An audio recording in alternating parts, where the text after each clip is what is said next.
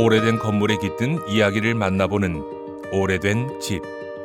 여러분, 부산에 100년이 넘은 유인 등대가 있다는 사실을 아시나요? 오늘은 가덕도 바다를 지키는 오래된 등대를 만나보려고 합니다.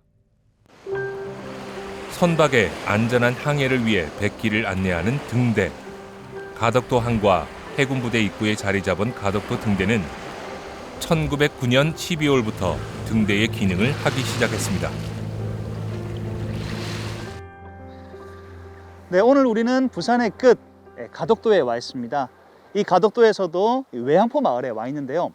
이 외항포 언저리 깊숙한 곳에 일반인들의 손길이 닿지 않는 그곳에 오늘의 주인공 1909년생 가덕도 등대가 있습니다. 그럼 이제 손반장과 함께 가덕도 등대로 떠나보도록 하겠습니다. 가시죠. 바다 냄새가 코끝을 찌르고 잔잔한 파도 소리가 들려오는 작고 조용한 외양포 마을. 이곳에서 113년의 세월 동안 환한 불빛으로 백기를 밝히며 살아온 가덕도 등대.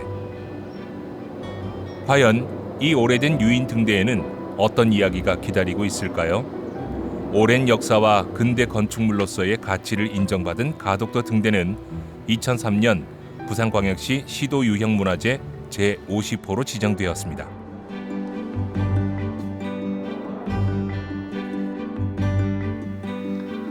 네, 지금 제 뒤로 보이는 이 건물이 1909년 12월에 첫 불을 밝혔던 가덕도 등대입니다.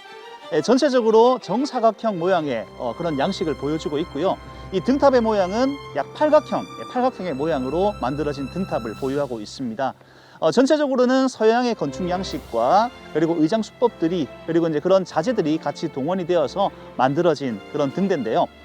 조선의 황실 문양이었던 대한제국의 문양이었던 오약곤 문양이 같이 새겨져 있는 것이 가장 큰 특징 중에 하나로 알려져 있습니다.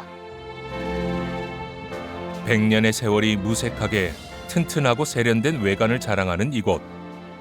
우리나라의 휘몰아치는 격변기 속에 지어진 가덕도 등대는 지어질 당시 어떤 백길의 안전을 위해서 만들어진 걸까요?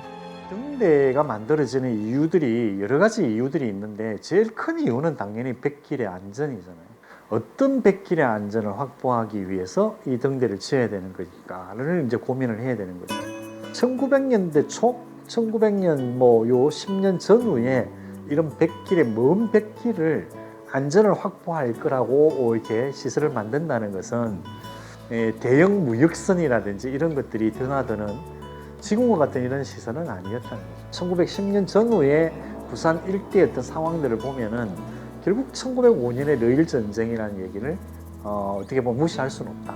또 러일 전쟁의 어떤 영향 속에서 백길의 안전을 확보하기 위해서는 이런 등대 시설들이 군사적으로도 굉장히 중요했다. 이렇게 저는 아마 해석이 될 것 같아요.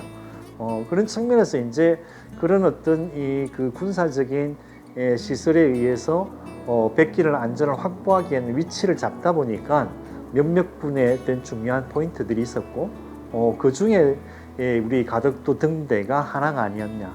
그리고 아마 그 뒤쪽에 있었던 이게 포진지, 가덕도 포진지의 경우에도 결국에는 그 가덕도의 앞길에 배로서 어떻게 보면은 움직이는 것들에 대한 군사적인 어떤 이런 방어 시설 내지는 공격 시설로서 포진지가 만들어지는 거잖아요. 그럼 거기는 역시 군사적인 백길의 성격이 강했다. 이렇게 볼 수 있을 것 같고요. 가덕도 등대는 이외에도 20세기 초 당시 건축 기술을 이해할 수 있다는 측면에서도 상당히 중요한 역할을 합니다. 대한민국의 전통적인 목조 건축이 갖고 있던 건축 형식과 달리 돌, 벽돌, 콘크리트 등 근대적 재료를 활용하여 원형, 팔각형 등의 새로운 형태를 만들어낸 것을 엿볼 수 있는데요. 내부에는 또 어떤 특징이 숨어 있을까요?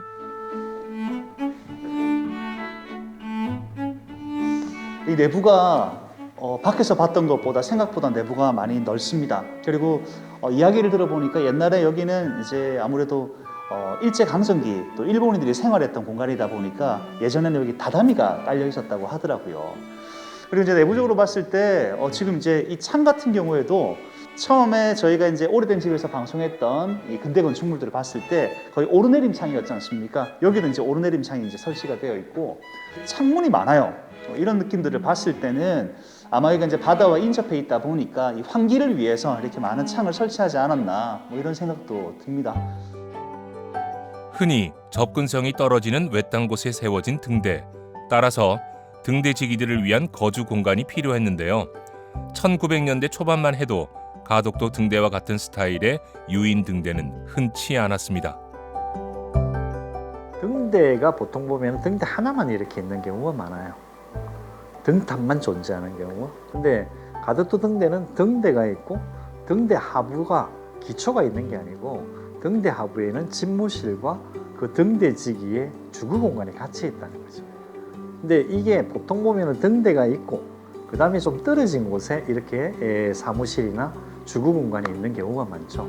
굉장히 고립된 지역에 있기 때문에 거기에서 근무하기 위해서는 생활 공간이 반드시 필요하니까 그렇게 짓는 경우가 대부분이었는데 가덕도 등대는 그 건물과 이 등대가 등탑이 일체화되어 있다는 게 가장 큰 특징이다 이렇게 볼 수 있습니다. 정사각형의 건물 한가운데 등탑이 올라간 가덕도 등대. 근대 등대 중에서도 독특한 스타일의 건물이며 현재 이처럼 잘 보존된 곳은 가덕도 등대가 유일하다고 합니다.